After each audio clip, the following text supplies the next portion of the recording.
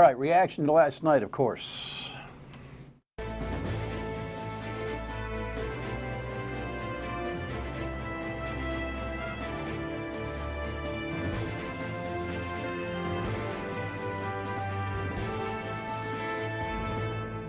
The Dan York State of Mind program is brought to you in part by Lookout Rhode Island and Taco Comfort Solutions. Tonight's guest is a compelling one. The Martin Luther King Jr. breakfast, or the Ministers Alliance breakfast, which is held on MLK Day, had an interesting guest speaker, and I wanted to have her in whenever we could make the schedules work. It just turned out that she's our guest on the day after the State of the Union. I'm going to get her take. I think it was not in her plan last night to watch it, but because she's here, she did, and so I'll be interested in her, I'm interested in everybody's response to the State of the Union. I'll give you mine in just a second, but Dr. Françoise Hamlin is here from Brown University. She's an Associate Professor of Africana Studies, and she has some compelling things to say about how we look back on Martin Luther King, how we position that speech, and a little bit of, I would say, like the halo effect and how it impacts a true understanding of it and how we kind of move forward with it. In the meantime, the president spoke at length, no doubt. Here's the network's take on the whole thing. Victory is not winning for our party. Victory is winning for our country. President Trump urged Republicans and Democrats to come together during his second official State of the Union address. But the political reaction that came after it was far from unified. The State of the Union address was disappointing on many fronts. He spoke a lot of words of bipartisanship, but this is a guy whose teleprompter is very different than his tweets, than his constant rhetoric. Independent Senator Bernie Sanders offered a rebuttal online, focusing more on what the president didn't mention rather than what he did. Climate change is not a hoax. It is a reality which is causing devastating harm all over our country and all over the world. Republican Lindsey Graham on Fox's Hannity defended many of the president's positions, among them the decision to hold a second meeting with North Korean leader Kim Jong-un in a few weeks. This comes despite warnings from the president's own national security officials that North Korea's nuclear stockpile remains a threat. To those people who are criticizing the president, how well did you do with Rocket Man? So yeah, I'm very hopeful that one meeting, this new meeting, will lead to a breakthrough. The president's State of the Union received a total of 104 rounds of applause. 69 of them came from Democrats as well as Republicans. I guess that's journalistically interesting, but I think worthless information, to be honest with you. So what? And we are definitely in one of the most immature moments in history when the USA shouting is now part of where is the dignity that the State of the Union ought to express and embrace and broadcast for the world? Where is it? And both Republicans and Democrats were responsible for that yesterday. That package, interestingly enough, doesn't pay much attention to the wall issue, which is front and center on this current crisis. I mean, right now we're 8-9 days away from another potential shutdown or declaration of emergency. I think the Democrats are missing an opportunity here. The president last night indicated that he's down to a see-through steel girder of some kind. I don't know. So Mexicans pay for big 2,000-mile concrete wall is down to see-through steel in places probably that are strategic. They should say, thanks, Mr. President, for coming to our side. Make a deal and be done with this thing. It's ridiculous. He has choked it up. And all you got to do is identify that he's choked it up, and people go, oh, you know what? You're right. He's choked it up. In the meantime, I thought a pretty good response. Our most urgent work is to realize Americans' dreams of today and tomorrow, to carve a path to independence and prosperity that can last a lifetime. Children deserve an excellent education from cradle to career. We owe them safe schools and the highest standards, regardless of zip code. Yet this White House responds timidly, while first graders practice active shooter drills, and the price of higher education grows ever steeper. One of the things that's interesting in our national politics right now is that Democratic runners-up are actually high profile. You know, the guy who failed, I don't know what camera am I on? This camera, the Texas runner-up is now a presidential hopeful. The gubernatorial runner-up in Georgia is now a presidential hopeful. So Democrats have some work to do. Professor, welcome. And it's Françoise, not Francois. Welcome. Thank you very much for joining. Thanks for having me. What was your take last night? It was 30 minutes too long, given the content or lack of. I saw a lot of pandering and a lot of circus performing, but not much real substance that sort of belied what he started with in terms of thinking about unity. A lot of it was very divisive. Yeah. What were you looking for or hoping for? Did you have any expectations? No, I didn't. I'm not gonna lie. I didn't have any expectations, which is why I wasn't going to watch it. I was going to watch it, listen to you later. But I would have liked to have seen some truths in some of it. If you're going to talk about loving children, then can we talk about the concentration camps on the border that are still housing all of these children, that kind of thing. Yeah. So there's a lot of half-truths in most of this that are taken out of context, pandering to the base, but not really helping the base. And sort of thinking about the economy in real ways, that people are really suffering. And the government shutdown was of his own making, and yet, and will probably happen again. The Democratic response, I thought Stacey looked pretty good. I thought she did too. I think it's not a question of looking. It's about presentation, about disposition. It's about message. It's about all those things. The Democrats are in a hole right now, though. The idea that the runners-up from lost elections are potential high-profile candidates. But then again, you know what? The different dynamics of running for one thing and running for another. She's a potential Senate candidate, it looks like, in Georgia. Right, but I think we have to think about what does losing mean in certain places, right? When she is able to sort of show how much voter repression and suppression is happening, is she really the loser here, or is it the state that lost, ultimately? And sort of on the moral high ground and the moral battle, she won. I know less about the issue in Texas, the case in Texas. And also the Democrats need to look to new leadership, younger leadership, as opposed to thinking, oh, well, who has run and who can we, put up again for any position. Well, it's time to think about the younger folks. I think point's well taken. I think one of the things that's interesting about last night, the camera would focus in on already announced or tentatively announced Democratic presidential candidates. And, I think we're all going to have to get used to something here. Woman, woman, woman, woman.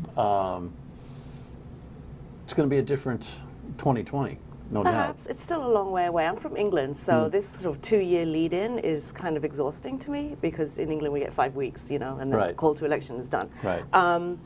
So we'll see what happens when the rubber hits the road. The Brexit environment's been it's been 2 years of exhaustion post a decision, hasn't it? Absolutely. Yeah. Yes. Talk about remorse. I knew it then, and you can feel it now, right? Absolutely. They don't know what in the hell's going on. Jeez Louise. This discussion of unity, he wanted to go there, or he was forecasting he was going to go there. I think everybody eye-rolled. But what's fascinating is the polling data. Right now, 70% of Americans thought that he was pretty good last. 70% of Americans who watched. The idea that if you hadn't been scheduled for this show today, that you probably wouldn't have watched, I think it ought to be an indication that this is a skewed piece of data. Absolutely. And they didn't ask me in the poll, so no. Who are they You didn't asking? get that call? I did not. Oh, if you don't get the call, the poll's no good. Exactly. All right. So we'll come back and we'll talk about one of the current political crises that the state of Virginia is going through, and then we'll get to some of the themes of the MLK breakfast speech. Stay with us. What is in the water in Virginia? Look at this. Tonight, a group of the governor's medical school classmates coming out in support of Governor Northam. In a letter, 9 classmates say they fully believe Northam is not the person in either the KKK robe or blackface in his 1984 medical school yearbook. But many lawmakers are still calling for his resignation. I cannot tell you why he hasn't resigned, but I am so praying that he will do that and get it behind us. Governor Northam is reportedly asking for more time to prove it is not him in the picture. What's a little bit more time going to do for us? It's only it'll keep all of you right here asking us these same questions until he does. And it's time for him to resign and just get all this behind us. And as the chaos ensues, the man who would be next in line for governor is also facing allegations of sexual assault. A woman claims it happened back in 2004. Fairfax denies all claims and says the allegation is completely false. CBS News is reporting the accuser has now hired the same legal team which represented Christine Blasey Ford during Supreme Court Justice Kavanaugh's nomination hearings. I don't know what to say about that part. Lieutenant Governor Fairfax is actually very, very well reputed, even through the circles here in Rhode Island. So they have to figure out what's happening there. But look at this headline before I ask the professor what she thinks. Now, the Attorney General. Do we have the right one? Yes. The Attorney General in the States, Mr. Herring, says, by the way, back in 1980 when I was 19, I dressed up as a rapper. By the way, he only used brown. It wasn't blackface. So let's you know, this is controversy light, I guess. What's your take on this? I mean, this is right in your wheelhouse, isn't it? It is. A lot of it's, you know, again, politics and using politics. And I'm kind of on the fence about it. Of course, it's you know, it's racist. Blackface has a long history in the U.S. As depicting black people in horrible and harmful ways. But the politics of the 80s is not the politics now. I'm more interested in how people have transformed since that time. If they've continued that behavior and that way of thinking since the 1980s, then we have something really to talk about. But if you see a sense of remorse in action, then I am willing to hear, to listen. And sort of you know, this person came out and recognized but that. That's not what we're hearing. Of course, that's not what we're from anybody. From anybody. African American politicians right now are like, just tee them up. Let's go. Let's get. You know, I mean, absolutely. Then that should happen. Well, is your patience for understanding more about this, more about not being in the political hot seat? In other words, I think you make a reasonable mistake. I've struggled with this as well, and I think everybody's trying to figure out behavior. We seem to be in this gotcha behavior mode. Everything you've done, you know, back to the Kavanaugh and prior to that, everything that's happened by the time you were, you know, teething, you know, is going to be now a penalty for you once it's exposed, right? See, I don't equate what Kavanaugh did to this.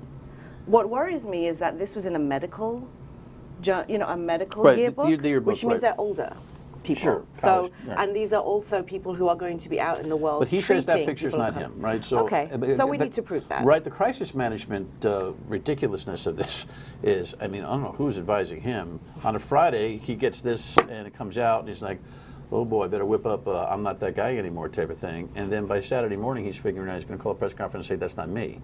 I think you take a deep breath and figure out first if it's you, and whether or not, right? So that thing has been inverted in terms of logic from the get-go.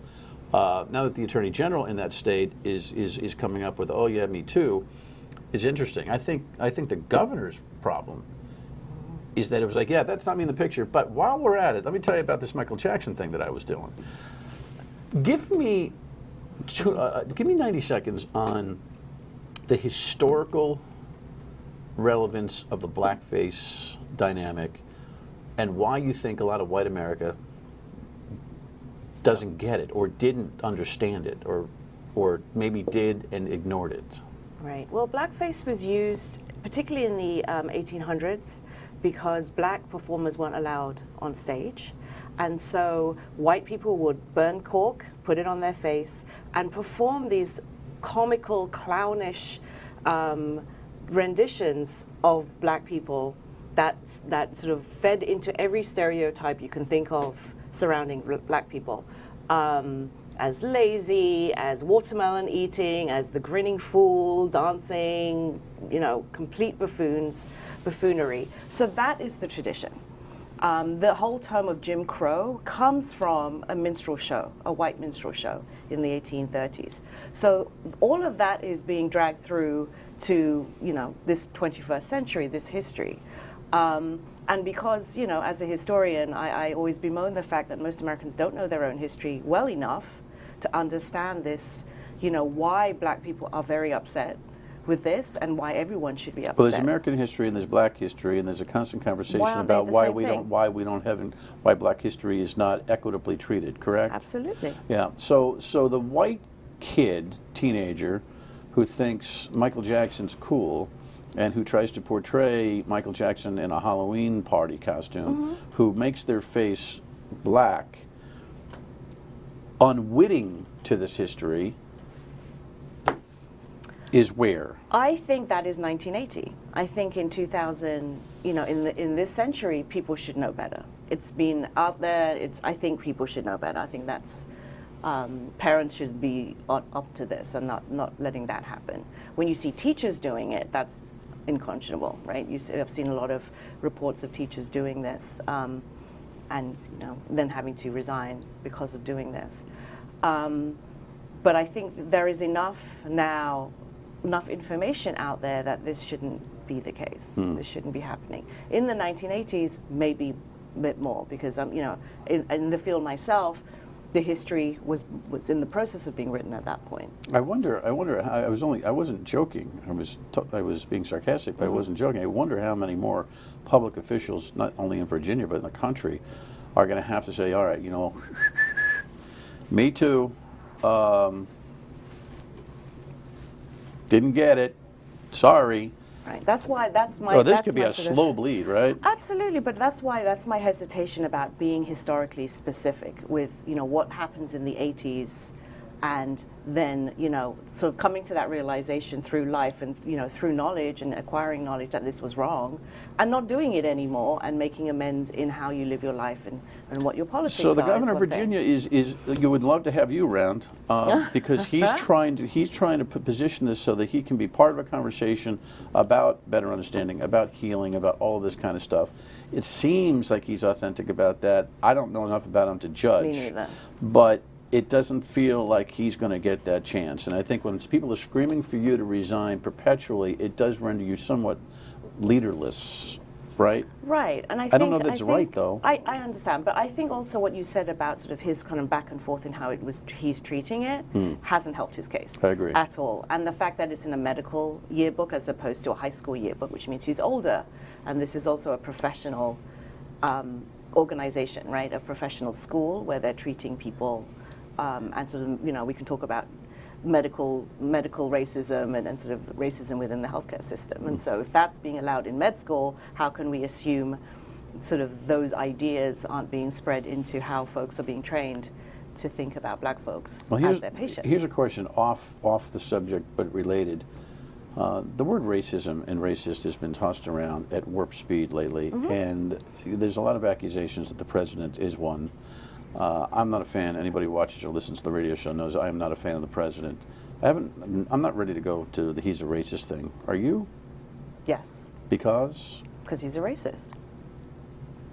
Proof? How can you talk about Charlottesville and call both sides equal? How can you talk about you know, the terrorists on the southern border, but not talk about the internal terrorists who, because of mass shootings, who are not immigrants, who are not people of color, and not put them in the same boat when you actually have caught people and not sort of do the same demonizing from one or the other. I get that. My worry is that the constant charge of him being a racist and nothing happens because of it does one of two things: numbs us to the concept, or makes it a junior charge. I think racism is bigotry and racism are entwined. You're smarter about these things than I am. We could argue all night about whether they are the same thing. But do you understand what I'm saying? Absolutely, and I think racism is definitely a form of bigotry. Absolutely, I don't think they're equal, but I thought bigotry would be a subset of racism, that racism is more systemic, you know, we all have some bigoted type of thoughts that we have to think about, process, and probably zip our lips over. Right? Well, because I think the way you said it, racism is overused to a point where it has no meaning. I am of the mindset that racism is about power. So racism can only go in one direction, right? And then there's bias, discrimination, and bigotry that can go from the other direction. In case somebody's wondering, like me, what direction are you speaking about? White folks who have power are racist. Got you. But there's a lot of white people who call my radio show when circumstances come up and say, hey, that black person's a racist. And you would say, it doesn't qualify because we don't have the power. Right. I would say, I don't know what the situation is, Yeah, but you know, but definitely people are bigoted, discriminatory, on all of that. But the term racism as sexism really goes in one direction because it's about power. Got it. My original invite was just to take on her speech on Monday, for which we will have 2 minutes when we come back. Stay with us.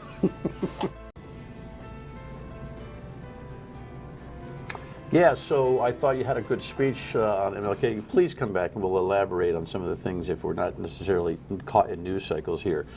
But give me 60 seconds. You more or less were saying, hey, listen, this guy was a real dude. He was a real guy with all the challenges and the foibles and the warts that any other human being would have. And you need to know a little bit about that to really understand a lot of his message. I thought that's what I got from your speech, amongst other things. True? Absolutely. I think, you know, when we hold people up as heroes, we tend to make them angels and make them untouchables. And that's not how he lived his life. That's not how he saw himself. And I think it's important to see the humanity in the person who did amazing things. And I never want to take away from the fact that someone sacrificed his family life and his own aspirations to lead or to be a figurehead for a movement that would ultimately kill him. And I think he knew that.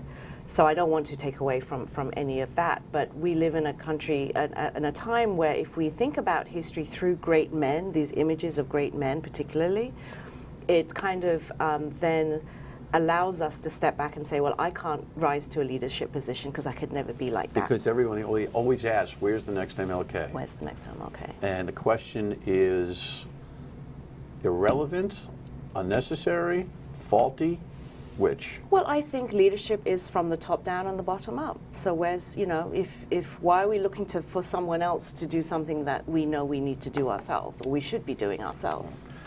We could do this all night. Come back. Thank you for your thoughts. Final thought when we come back. Counts the unsolved murder of Jack Fay, a jogger killed in Warwick City Park, as a source of ongoing frustration. We will continue to work that until we can give that family closure and justice. That was Colonel McCartney in his sign-off news story with Eyewitness News, and he repeated that theme here, including, you know, words like he was haunted by that investigation not being resolved. Well, everyone's innocent until proven guilty, but the city of Warwick and the police department announced that they found what they think is allegedly the killer in that case, which will give the family, most importantly, some peace. The retired chief, some peace. We'll follow that story as we can. We'll see you tomorrow here, and of course on the radio at 3 on WPRO. Thanks for watching. Good night.